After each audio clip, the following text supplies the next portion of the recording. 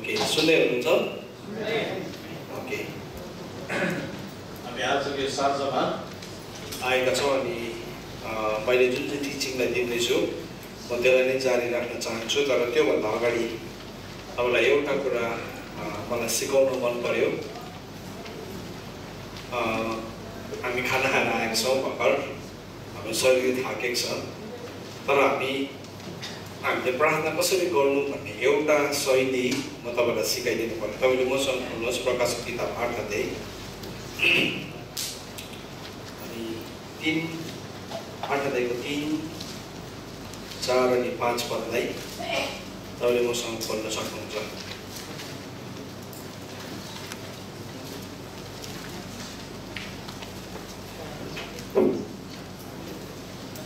Okay, so यो 8 अध्यायको 3, 4, 5 पदमा चाहिँ हामीले प्रार्थना गर्ने शैलीलाई देख्छौँ।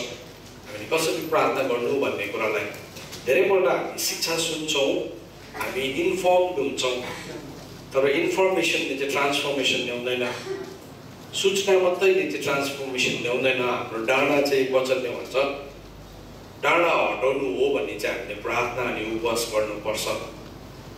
हाम्रो जीवनको माउन्टेन्सलाई मुभ गर्नु हो भने हामीले प्रार्थना गर्दाखेरि के हुन्छ? त मेरो विषयमा आएको छुइनँ, तर एकैचोटि मैले तपाईँलाई विषयमा लग्यो भने सायद अहिले तपाईँले यो खाना खाने बित्तिकै तपाईँलाई कोप गर्नु साह्रो पर्छ होला। अनि म यो विषयमा पहिला भन्न चाहन्छु, परमेश्वरको वचनले हामीलाई, प्रभुले हामीलाई घरिघरि भन्नुभएको छ निरन्तर प्रार्थना गर्नु भन्ने।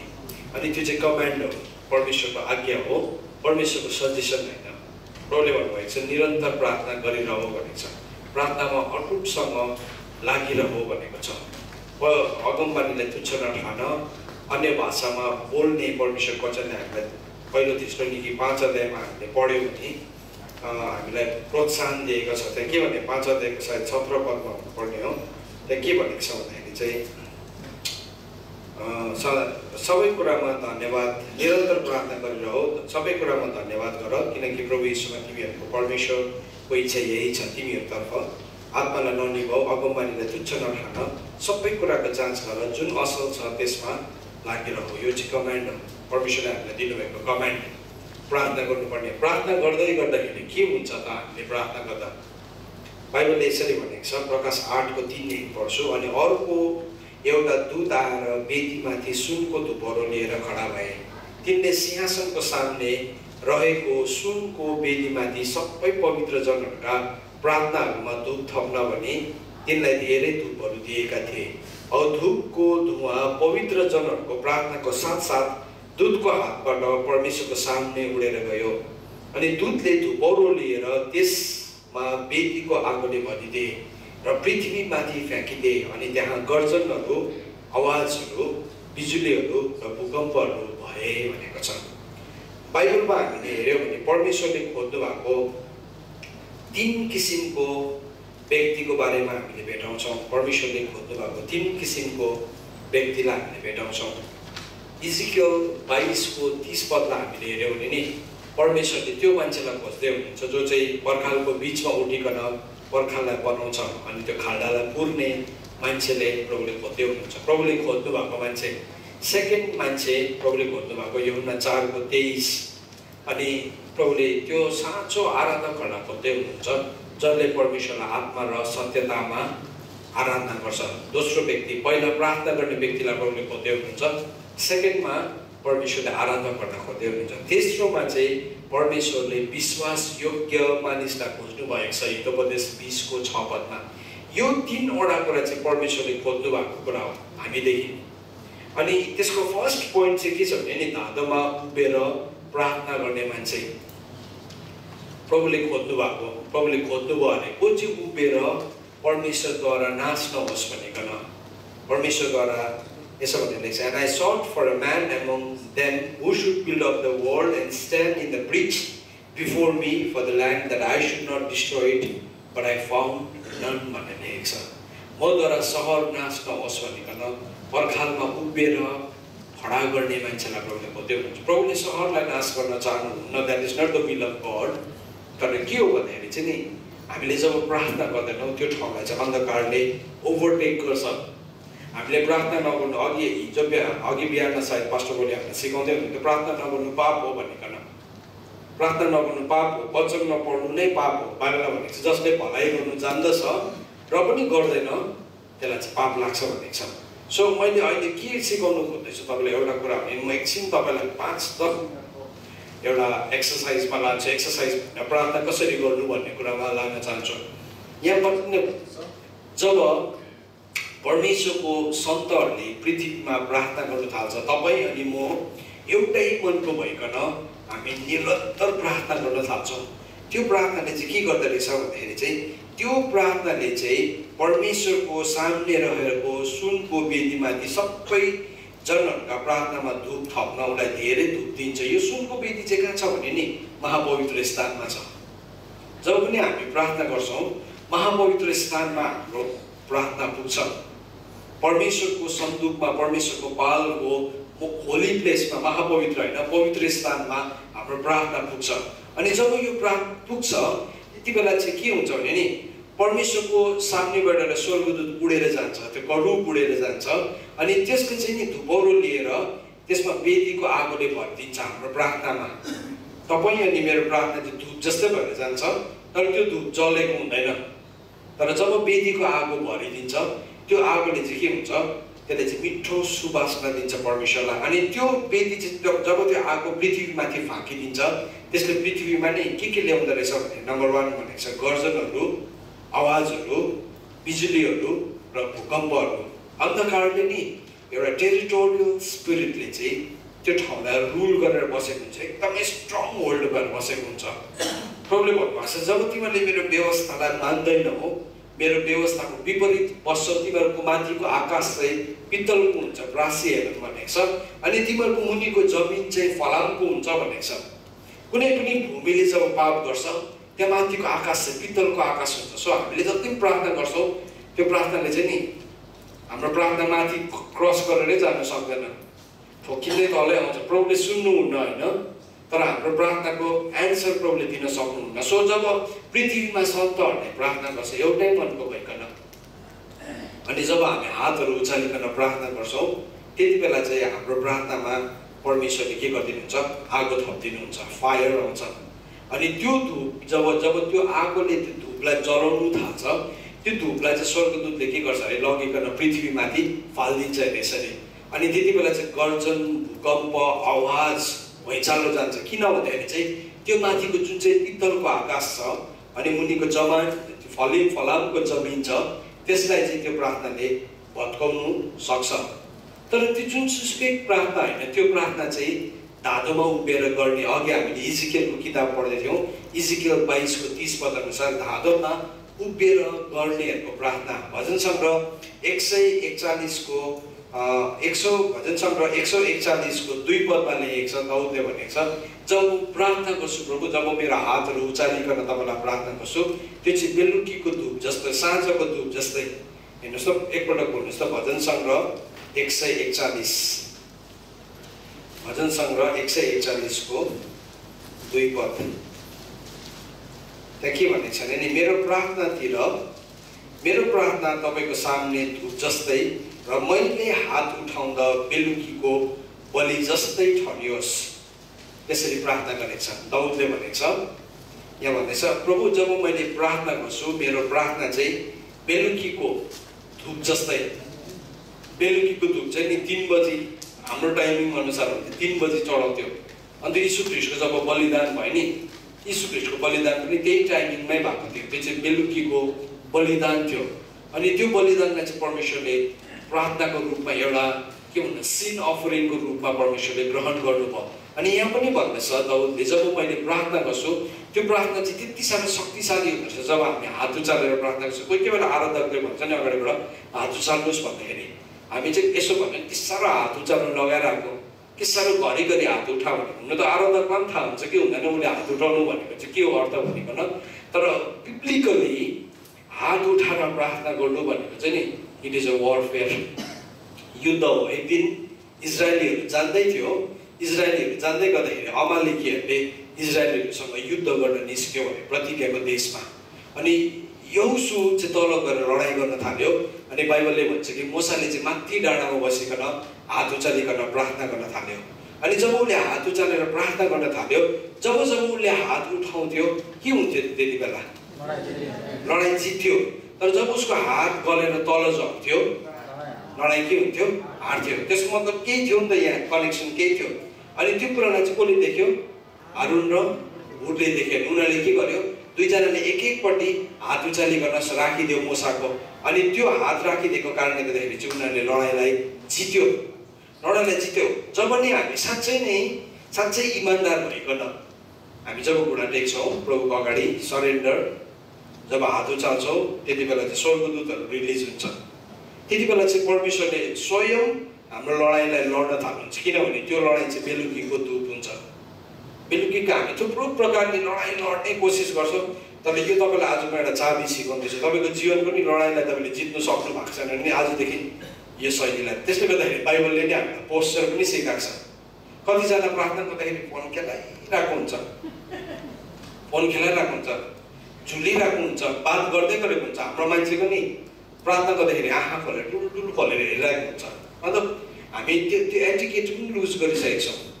तर जब हामी घुँडा टेकिकन नि हात उचाल्छौँ, हामी के गर्दै गरेको हुन्छौँ भने धाँधोमा उभिँदै गरेको हुन्छ, ग्यापमा उभिँदै गरेको हुन्छ। कतिजना मान्छेको ग्याप धाँधो हामीलाई थाहा छैन। तर जब हामी यसरी हात उचालिकन प्रभुलाई धन्यवाद दिन थाल्छौँ, प्रार्थना गर्न थाल्छौँ, हामी अन्य भाषामा वर्ड्सहरू रिलिज गर्न थाल्छौँ, त्यहाँ चाहिँ एउटा अलौकिक काम सुरु हुन्छ। किन भन्दाखेरि हात उचाल्दा के हुन्छ मलाई थाहा छैन के हुन्छ, तर स्वर्गले चाहिँ रेस्पोन्ड गर्छ। पृथ्वीमा पनि जब कुनै सिपाही हार्छ त्यति बेला उसले के गर्छ? आफ्नो हातलाई उचाल्छ। त्यसको मतलब के हो? मैले सरेन्डर गरेको, म हारेँ, म समर्पण गरेँ, अब तिमीले टेक ओभर गर भनेको। अब यो कुरालाई चाहिँ मैले हारेँ, तर अब तिमीले जिम्मा ल्याऊ। हात उठाएँ मैले भन्छ नि, हामी केही कुरा गर्न सक्दैन, अब चाहिँ मैले हात उठाएँ। त्यसै नै खासमा it is an act of warfare. Spiritually आत्मिक रूपमा चाहिँ त्यो चाहिँ एउटा युद्धको एउटा कार्यकलाप हो। सो यस गरी म तपाईँहरू सबैजनालाई नि घुँडा टेक्न लाउँछु।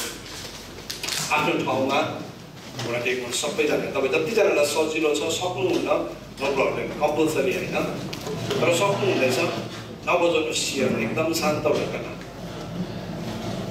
तपाईँहरू नहाँस्नुहोस्, ठट्टा नगर्नुहोस्। प्रभुको उपस्थिति छ। तपाईँ के कुरासँग जुझ्दै हुनुहुन्छ तपाईँको हात उचाल्नुहोस् अनि एउटै मनको हुनुहोस्। प्रभुको वचन जब पृथ्वीमा एकभन्दा बढी एउटा कुरामा सहमत हुन्छ, त्यो प्रार्थनालाई चाहिँ नि पवित्र आत्माले पनि होइन, त्यो प्रार्थनालाई चाहिँ यीशु ख्रीष्टले पनि होइन, तर पिता परमेश्वर स्वयंले त्यो प्रार्थनालाई पुरा हुन दिनुहुन्छ भनेर वचनले भन्दछ। सो यस गरी हामी एउटै मनको, तपाईँको परिवार, तपाईँको घराना, तपाईँको मण्डली के हो मलाई थाहा छैन, तर एकैछिन हात उचालिकन छेउको मान्छेलाई नि नपर्खिनुहोस्। मैले प्रार्थना लिड गर्छु भने नपर्खिनुहोस्, तर तपाईँले मुख खोल्नुहोस् अनि तपाईँलाई प्रार्थना गर्न आएन भने प्रशंसा गर्नुहोस् प्रभुलाई। किनभने जब तपाईँले प्रशंसा गर्न थाल्नुहुन्छ त्यो ठाउँमा बेलुकीको धूप प्रभुको परमेश्वरको सिंहासन अगाडि चाहिँ साँझको बलिदान सुरु हुँदैछ। यति बेला तपाईँले प्रार्थना गर्दाखेरि चाहिँ नि एउटा नयाँ काम सुरु हुँदैछ। यस लर्ड, प्रभु हामी तपाईँलाई धन्यवाद दिन्छौँ, धन्यवाद परमेश्वर हुन्छ। यस विरुद्धमा हातहरू उचालिकन हामी तपाईँसँग प्रार्थना गर्छौँ। प्रभु आज हामी प्रार्थना गर्न आएका छौँ। प्रभु तपाईँले खोज्नु भएको व्यक्ति, तपाईँले भन्नुभयो म त्यो व्यक्तिलाई खोज्दैछु, त्यो व्यक्ति जो चाहिँ धाँधोमा उभिनलाई तयारी छ, त्यो व्यक्ति जो चाहिँ मधुरा देश नाश नभएमा होस् भनिकन प्रार्थना गर्नलाई अनि पर्खाल बनाउनलाई तयारी छ। प्रभु आज हेर्नुहोस्, हामी यो ठाउँमा हाम्रो हातहरू उचालिकन हामी तपाईँलाई धन्यवाद दिन्छौँ, हामी तपाईँको हात प्रार्थना गर्न आउँछौँ। प्रभु हामी एउटै मन एउटै चित्तको भइकन यसरी प्रार्थना गर्दछौँ। हो प्रभु, तपाईँको वचन अनुसार प्रकाशको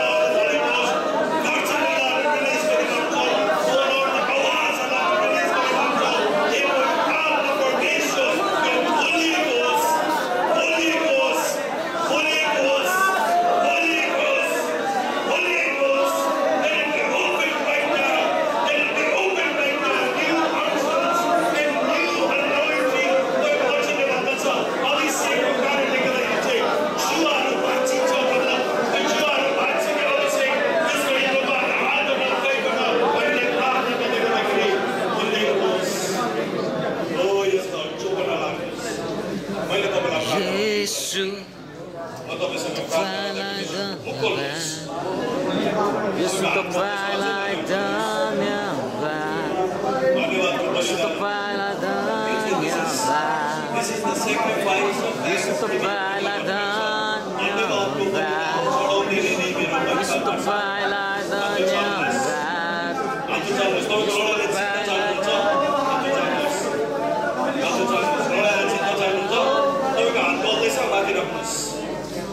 Give me new strength. आज यो प्रभुको तपाईँ हात उचालिकन प्रार्थना गर्न चाहन्छु तपाईँले भन्नुहोस् स्वीकृति जनाउनु पर्ने हुन्छ किङडम चाहिँ नि सबै कुरा स्वीकृतिमा हुन्छ तपाईँलाई प्रार्थना गर्न आएन धन्यवाद प्रार्थना गर्न आएन धन्यवाद दिनु धन्यवादको बलिदान धन्यवादको बलिदान चढाउने लिने परमेश्वरको धन्यवाद दिन्छ O Lord we thank you we so much like you तपाईँ जस्तो अरू कुनै पनि छैन तपाईँ अरू जातिको बेका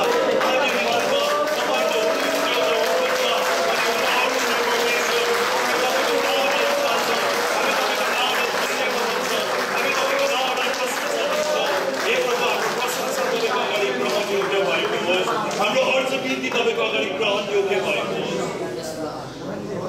दानियलले जब प्रार्थना गर्यो दानियलले यसरी नै प्रार्थना गरेको थियो अनि दानियलको किताब 10:12 अध्यायले भन्छ हे प्रिय मानिस तिमीले परमेश्वरको कुरालाई बुझ्नको लागि आफैलाई नम्र बनाएको हात उचाल्नु चाहिँ सरेन्डर हो नम्रताको चिन्ह हो परमेश्वरको कुरालाई बुझ्नलाई तिमीले आफैलाई नम्र बनाएको पहिलो दिनदेखि तिम्रो प्रार्थनाको उत्तर आएको थियो प्रार्थनाको उत्तर चाहिँ नि त्यति बेला मात्र आउँछ जब हामी आफैलाई नम्र बनाउन सिक्छौँ हामीलाई नि धेरैजनालाई बानी छैन हात उचाल्ने किन भन्नुहोस् त हामीलाई सरेन्डर गर्ने बानी छैन हामीलाई समर्पण गर्ने बानी छैन हामीलाई घुँडा टेक्ने बानी छैन किनभने हामी समर्पण गर्न जान्दैनौँ हामी ठाडो घाँटी लाएर बस्नु मात्रै जाँदैछौँ तर आज हामी प्रभुको अगाडि सरेन्डर गर्दैछौँ तपाईँले प्रार्थना गर्दै गर्दाखेरि परमेश्वरको वचन अनुसार स्वर्गमा केही कुरा तपाईँको लागि आज खोलिँदैछ केही कुरा खोलिँदैछ त्यसले गर्दा एकछिन चुप्प नलाग्नुहोस् प्रार्थना गर्नुहोस्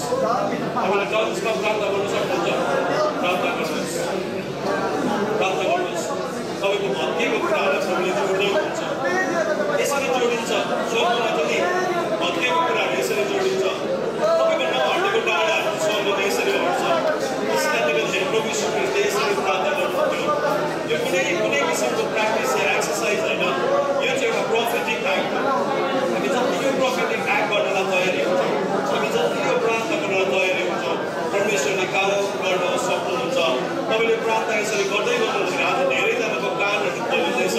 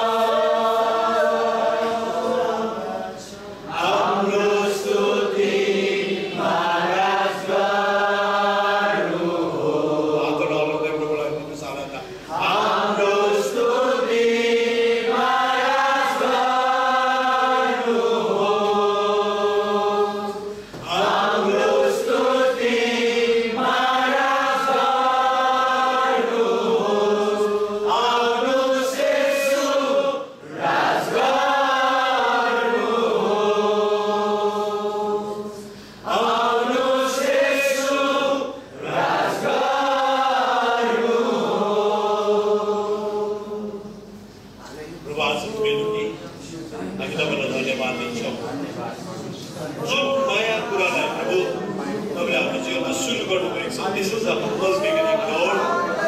यो नम्र सुरुवात हो प्रभु, यो नम्र सुरुवात हो, नम्र सुरुवात प्रभु। यो तपाईँको अगाडि ग्रहण योग्य भएको होस् lord. Let it be acceptable unto you.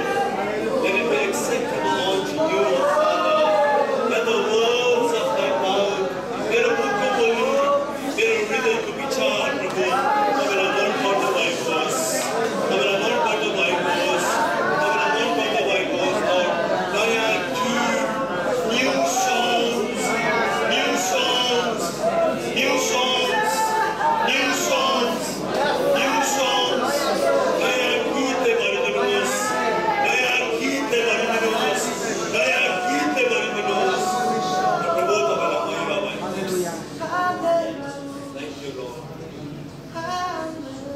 Thank you Lord. धन्यवाद प्रभु, तपाईँलाई महिमा भयो। Thank you Lord.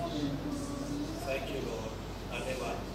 सबै बिन्ती माग्छु पुत्र प्रभु येशू ख्रीष्टको जिउँदो अनि पवित्र नामबाट। मलाई महिमा होस्। तपाईँहरू बस्नु, शान्त भएर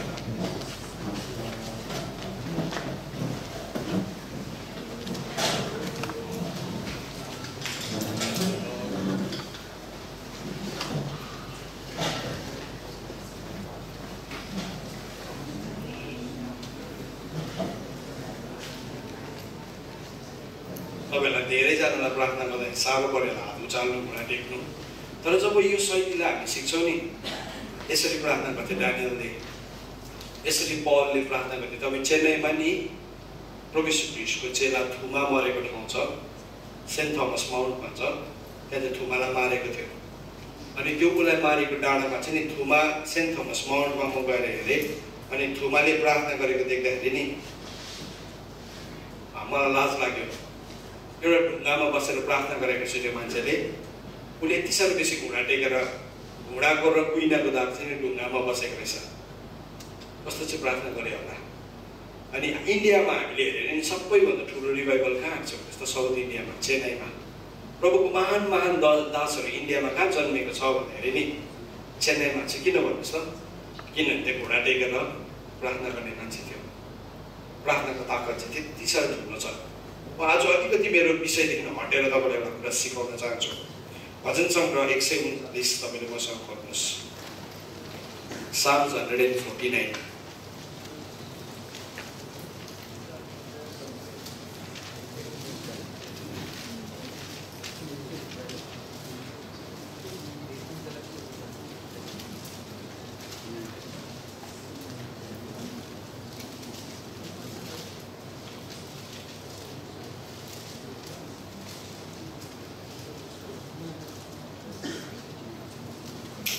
ओके, पाउनुभयो तपाईँले? हजुर, 149 को 1 लाई म पढ्दैछु। परमप्रभुको निम्ति एउटा नयाँ भजन गाओ र भक्तजनहरूको सभामा उहाँको प्रशंसा गर। अलिकति भोल्युम सानो गरिदिनुहोस् न, अलिकति बेसी जस्तो लाग्यो। सुन्दै हुनुहुन्छ नि पछाडि? सुन्दै हुनुहुन्छ? ओके। स्वयं वचनले भन्छ परमेश्वरको निम्ति एउटा नयाँ भजन गाओ, न्यू सङ भनेको छ। तपाईँको बाइबलमा त्यसै लेखेको छ? नयाँ भन्ने शब्द छैन? ओके, पढिदिनुहोस् न। 1 2 3 पढिदिनुहोस्। 1 2 3।